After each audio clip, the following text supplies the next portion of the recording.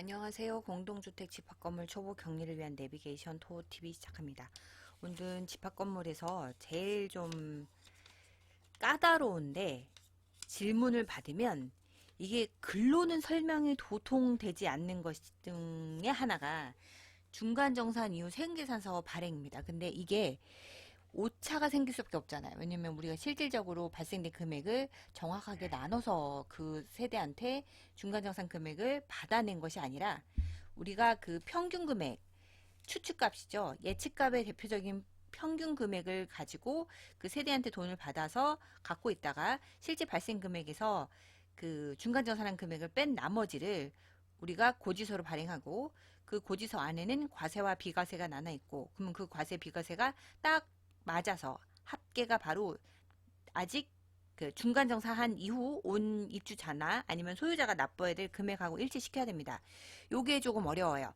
그리고 XP, ERP에서는 무조건 가수금은 마이너스를 바로 비과세 항목으로 넣어버리기 때문에 세금계산서는 큰데 오히려 비과세는 마이너스가 나오니 입주자한테는 혼란스럽습니다. 왜냐하면 내가 이거를 비과세를 발행을 받고 나서 취소하는 게 기본 상식인데 받은 것도 없이 마이너스를 쳤으니 그 사업장에게 우리는 가수금이 마이너스가 비과세로 간다라고 설명할 길이 없어요. 시스템이 그렇게 되어 있어서. 그래서 그 부분에 대해서 제가 조금 영상을 찍어 보겠습니다. 자, 시작합니다.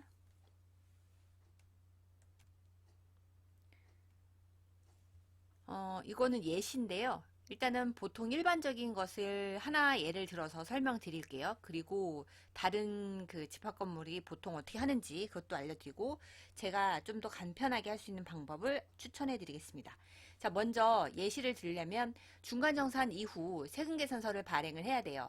그러니까 11월과 12월 이 세대는 그냥 계산하기 편하게 우리가 30만 원씩 이 세대는 매월 여기 30만 원 12월도 30만 원이 나왔다 합시다. 근데 이 사람이 중순에 나갔어요. 원래는 계산하기 편하게 원래는 10일, 30일자를 하려고 했는데 그러면 그 전달에 31일이기 때문에 이게 조금 계산이 복잡하죠. 그래서 그냥 중순이라고 해서 딱 반이라고 이해하고 계산하는 게 좋아요. 숫자는 최대한 간단하게. 그래서 이 세대가 11월 1일부터 12월 15일 날, 뭐 15일이나 뭐 16일 날이겠죠. 하여튼 그 달에 딱 반에 나간다고 할게요. 계산하기 편하게. 그러면 한 달하고 반이니까 100%와 이 50%에 대해서 정산을 하고 나갑니다. 얘가 전출 시점이에요. 전출 시점. 당연히 우리 고지선 20일 날 확정이 나오니까 이때는 우리가 계산하고 있어서 금액이 나오지 않죠. 그러니까 어째 여기까지는 예측값이에요. 그래서 11월도 예측해야 되고 12월도 예측을 합니다. 근데 예측하지 않은 거는 딱 하나. 사용료, 전기료, 수도료, 냉난방. 이거는 실질적으로 우리가 사용한 금액만큼 부과하는 거 맞아요. 그런데 여기서 하나의 관건이 있습니다. 원래 그 지역난방공사는 특히 더 동절기는 12월, 1월, 2월 이 석 달에 대해서 난방 단가가 매우 높습니다. 오히려 그 여름에 있는 냉방 단가의 거의 3배입니다. 그리고 냉방비는 평상시에 거의 2배나 2.5배까지도 치솟습니다. 정부에서 단가를 바꿔버리면 이거는 예측하기 어렵죠. 그래서 이 단가 같은 경우는 우리가 어느 정도 전출할 시점에는 이쯤 금액을 인상할 것이다 라는 그 집합금은 특히 그 금액을 산출합니다. 왜냐하면 데이터는 쌓여 있거든요. 전달에 비해서 얼마 정도 항상 뭐 5%내든지 아니면 10%가 오른다든가 그런 것들 비율을 알고 있기 때문에 그 금액을 맞춰서 부과를 합니다. 때로는 요즘 같은 경우는 그 정부에서 오르는 폭이 너무 커서 저희가 예측한 것보다 조금 더 금액이 나올 때도 있어요. 불확실성이 많이 해소되기를 바라면서 일단 계속 얘기할게요. 이렇게 되면 여기 보면 11월하고 12월이죠. 이때는 춘추절기라서 금액이 쌉니다. 근데 여기서는 금액이 확 올라요. 이 차이가 커요. 그렇게 되면 우리가 예측값이 단가가 달라지겠죠. 어쨌든 간에 중간정산이라 함은 우리가 최대한 근사값으로 계산합니다. 근데 이게 근사값이지 정확하게 일치하지가 않아요. 근사값이고 일치하지 않아요. 그래서 이 11월 달도 30만원, 12월 달도 30만원이 발행했다고 치고 저희가 이분이 나가고 난 다음에 중간 정산하고 나서 여기서 만약에 1월까지 갔어요. 다음 달 1월. 1월에 봤더니 이 12월 달의 금액이 30만원이 되는 경우도 되겠죠. 근데 이거보다 더 금액이 오를 수도 있어요. 자, 그러면 이게 뭐냐? 예측값이 정확하지가 않을 수 있어요. 그게 바로 관건입니다. 일단은 전출자가 11월 1일부터 12월 중순까지 나갔다고 치고 그러면 12월 달에 12월 달 확정관리비 즉 11월분이 아니라 12월 확정관리비를 언제? 1월에 한 거죠. 이 시점이 반영 1월에 12월분을 부과하는 거예요. 봤더니 과세는 22만원, 비과세는 8만원에서 합쳐서 두 개를 합쳐서 12월 달에는 30만원에 발생한 겁니다. 이렇게 되는 거죠. 근데 이 금액이 정확하게 일치한다면 계산은 어느 걸로 계산해도 방법은 똑같아요. 일수 계산해도 되고, 그죠? 그 다음에 과세, 비과세 발생 비율로 계산해도 값은 똑같습니다. 그런데 이게 정확하게 일치하지 않기 때문에 왜? 집합하면 특히 가산율이 있습니다. 부족하게 받으면 그 다음 세대가 엄청나게 항의가 많이 커지겠죠. 그렇기 때문에 우리가 가산율이 있어서 그 금액이 정확하지 않을 뿐더러 말이 우리가 계산하는 것 중에 가장 중요한 거는 요걸 볼게요. 항목별 차액 산출이 제가 추천하지 않는 건데 어쨌든 이거는 결과고 가산율이 있어서 과세 비과세가 맞지 않습니다. 특히 두 달 가까이 지금 반은 그나마 괜찮은데 한 28일 29일 나가는 이렇게 가까이 되는 5%는 발생 오차가 더 커지겠죠. 거의 두 달치를 예측하는 거니까. 그죠? 그리고 동절기하고 하절기 요금 기간에 걸리면 과세 금액의 차이가 매우 커집니다. 그리고 금액이 커질수록 부과금액이 클수록 오차는 더 커집니다. 왜냐하면 자 1억에 5%라고 칠게요. 극단적인 예로 1억에 5%와 그죠? 10만원의 5%는 금액이 틀립니다. 특히 그 지상 같은 경우는 층 하나를 다 온전히 쓰는 경우 그 층을 모두 나간다 하면 생각보다 금액이 커질 수밖에 없습니다. 어쨌든 금액이 커지고 5% 가산율에다가 우리 예측값이 실질적인 거에 그 발생한 금액하고 차이가 다르기 때문에 오차가 생겨요. 그리고 항목별 차액, 예를 들어서 일반관리비 비과세, 경비비 비과세 뭐 이런 식으로 우리가 항목별로 다 하죠. 그래서 만약에 일반관리비요. 일반관리비가 만약에 2만원이 중간정산했어요. 근데 실제 중간정산에서 이제 반이잖아요. 지금 딱 12월에 반이라고 생각하는 거니까 2만원을 받았는데 알고 보니 18,000원 발생할 수도 있어요. 그죠? 또는 일반관리비 비과세가 우리가 그 4,000원을 받아놨는데 그 실질적으로 알고 봤더니 계산해 봤더니 적은 게 아니라 더 늘어났어요. 이럴 수도 있어요. 그러면 이 항목별로 이거 차액 일반관리비 만약 2만원에서 18,000원이면 2,000원이 줄어들었죠. 그러면 엄밀히 따지면 전출자도 1,000원 줄고 얘도 1,000원 줄고 그런 식으로 이제 계산하겠죠. 근데 계산이 항목별로 계산하는 게 더 복잡합니다. 각 항목별로 1대1로 플러스하고 마이너스 각자 계산해요. 그래서 여기서 과세 얼마, 비과세 얼마 이거를 계산해서 발행할 수도 있어요. 근데 이거는 그냥 평달이거나 금액이 크지 않거나 그리고 기간이 너무 길지 않거나 동절기하고 하절기에 걸리지 않으면 이건 거진 대부분은 얼추 비슷해요. 그런데 문제는 동절기 하절기 가운데 끼는 달, 첫 달부터 끼는 달 그리고 또는 금액이 워낙 전출자가 많이 써서 전기료든 이런 걸 근데 수도는 거의 안 쓰고 전기를 많이 썼어요. 사업장에. 그러면 과세가 확 늘어나죠. 그죠? 거기에 그 늘어난 금액이 만약에 5%가 또 올라갔다. 그렇다면 물론 그 가산율은 전기료는 없어요. 근데 우리가 일반적으로 그 발생 금액이 많이 늘어났을 때 5% 오차가 생긴다. 그리고 3개월 평균으로 해서 우리가 일반관리비나 이런 거는 3개월 평균이잖아요. 근데 3개월 평균 금액이 들쑥날쑥한다. 그러면 계산의 오차는 더 커집니다. 그러면 이제 항목별로 각각 발생 금액에서 전출자가 납부한 거 빼고 발생 금액에서 전출자가 납부한 거 빼고 이렇게 각각 항목별로 계산해서 그 금액을 과세 따로 비과세 따로 계산해서 발행하는 게 실제로 토탈 남은 금액을 이 두 개가 합친 금액이 돼야 되는데 이게 맞지 않는 경우가 생겨요. 이거는 해봐야 알아요. 제가 무슨 말 하는지. 일단은 이 정도만 알고 방법은 일반적인 방법은 제가 말씀드릴게요. 일수 또는 월을 계산해서 산출. 이거는 단점이 계산이 매우 복잡합니다. 만약 22만원, 비과세 8만원 해서 이 12월 달은 총 22화하고 8만원 합친 30만원에 대한 관리비가 발생했어요. 그러면 일수나 월을 계산했을 때 날짜를 31분의 뭐 15 하든가 아니면 그 전체 달의 반이니까 2분의 1 이렇게 계산하든가 하겠죠. 그러면 실제 발생한 건 30만원의 반이니까 0.5가 2분의 1이에요. 15만원이겠죠. 15만원 중에 과세는 22만원, 비과세는 8만원으로 나눠지잖아요. 그러면 30만원에 22만원과 30만원 중 8만원은 과세와 비과세입니다. 그러면 22만원의 반과 8만원의 반이니까 22만원 반이니까 11만원, 비과세는 8만원 반이니까 4만원, 합쳐서 15만원, 즉 15만원에 대해서 우리가 남은 금액이 15만원에 대해서 과세 비과세 나누면 되겠구나, 이렇게 발행해주면 되겠구나 하면 너무 깔끔하죠. 이렇게 되는 경우는 예측값이 정확했을 때예요. 이러면 계산이 깔끔해요. 그런데 우리가 예측값이기 때문에 일치하지도 않을 뿐더러 중간정산주는 일반적인 거는 사용료 뺀 나머지는 5% 가산하잖아요.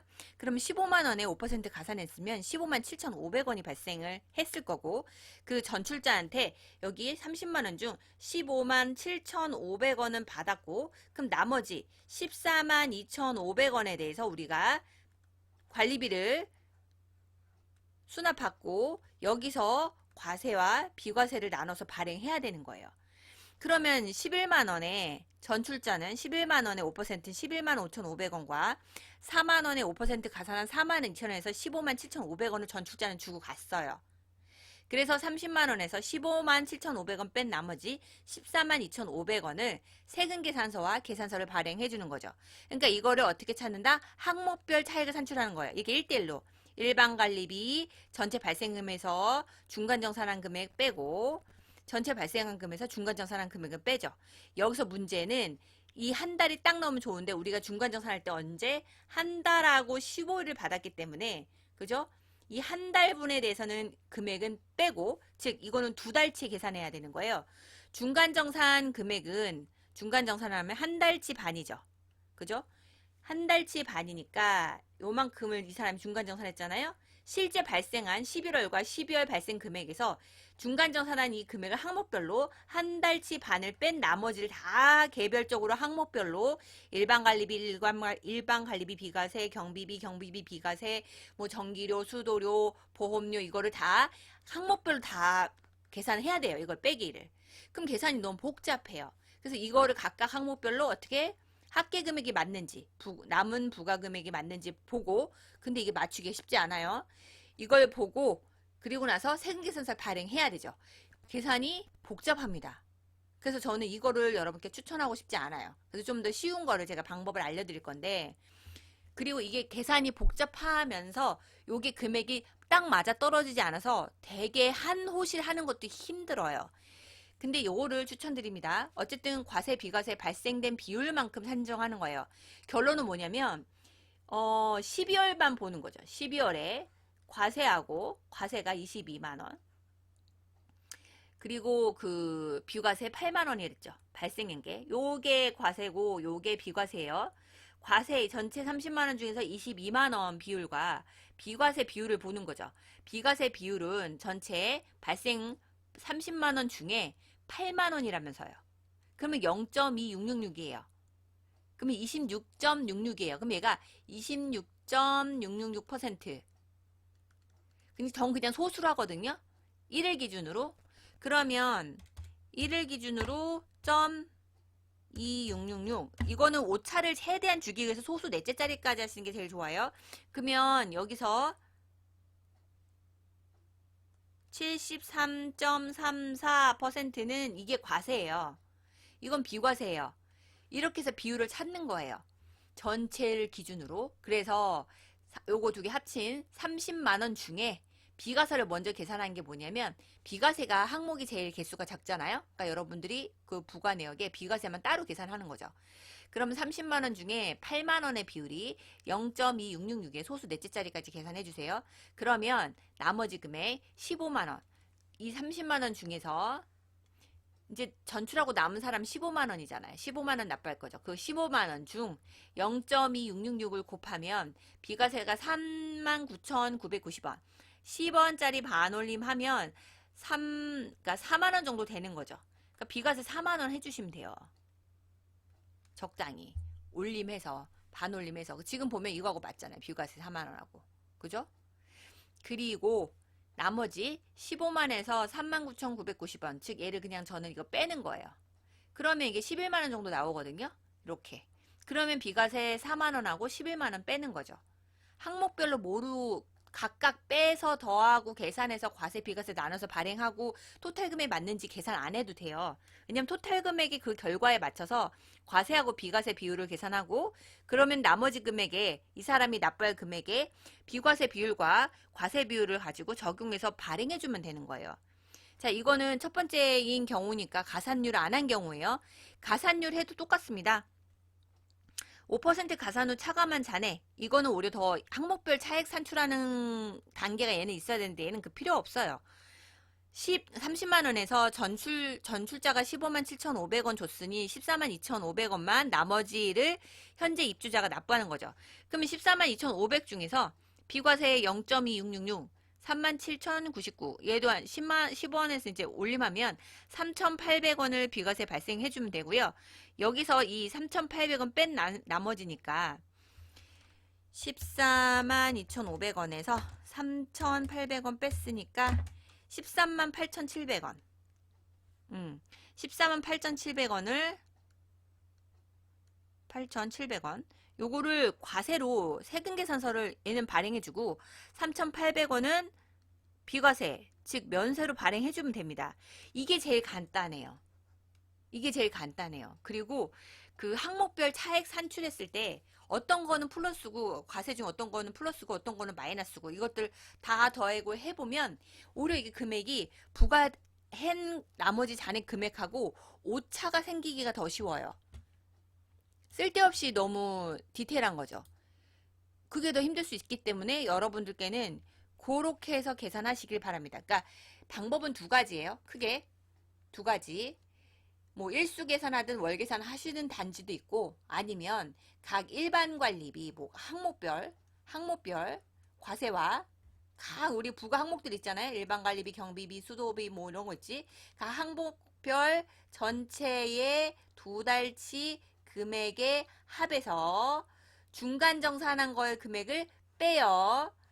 그러면 이제 이 두 가지 한 달과 두 달치에서 1.5만큼 빼면 0.5만큼 계산한 거를 이거를 세금 계산서를 각각 과세하고 비과세를 찾아서 발행하는 거, 이거 너무 복잡하죠. 복잡하죠. 이렇게 하다 보면 이 금액이 약간 오차가 생겨요. 왜냐면 이거 자체가 1.5가 정확한 금액이 아니라 여기다 또 0.5를 가산했잖아요. 5%를 0.05죠. 5% 가산했기 때문에 이 금액이 틀려요. 어쩔 때는 발행할 수도 없어. 마이너스가 떠서. 그렇기 때문에 이렇게 하면 안 된다. 이게 그 일반적인 건 맞는데 제가 얘기한 것처럼 동절기 하절기 끼거나 석 달 평균의 금액이 부과가 들쑥날쑥하면 이거 맞추기 쉽지 않습니다. 그래서 저는 어떻게 한다? 결과에 맞추는 거예요. 전체 한 달 금액 중에 과세하고 비과세 비율을 찾고, 그건 어렵지 않아요. 이 그 한 달치 항목 중에 전체 금액 발생 부과 금액에서 비과세 항목만 다 더해요. 그러면 그 금액이 8만 원이었단 말이죠. 전체 항목은 30이고 30만 원 분의 8만 원이니까 소수 그 비율 나오고 나머지는 다 과세일 거 아니에요. 그래서 요거 비과세 계산하고 과세 계산해서 이거를 계산을 한 거를 세금계산서 감안해 주라고요. 이게 제일 간단한데 요거는 제가 영상을 찍어도 이해 못할 수도 있습니다. 제가 이거를 글로 설명하는 것도 얼마나 힘들겠어요. 그러니까 제 영상을 보시고 이해가 안 되면 한 번, 두 번 보세요. 한 번, 두 번 보세요. 나중에 이거 보조적으로 제가 엑셀로 하는 거는 나중에는 영상 올려드릴게요. 이건 개념만이니까. 20분 넘어가면 지치고. 일단 이건 개념편입니다. 개념편. 실무를 제가 작성하게 되면 알려드릴게요. 자, 그럼 오늘 여기까지. 실력을 키우고 화이팅. 좋아요, 구독, 알람, 신청 부탁드립니다. 감사합니다.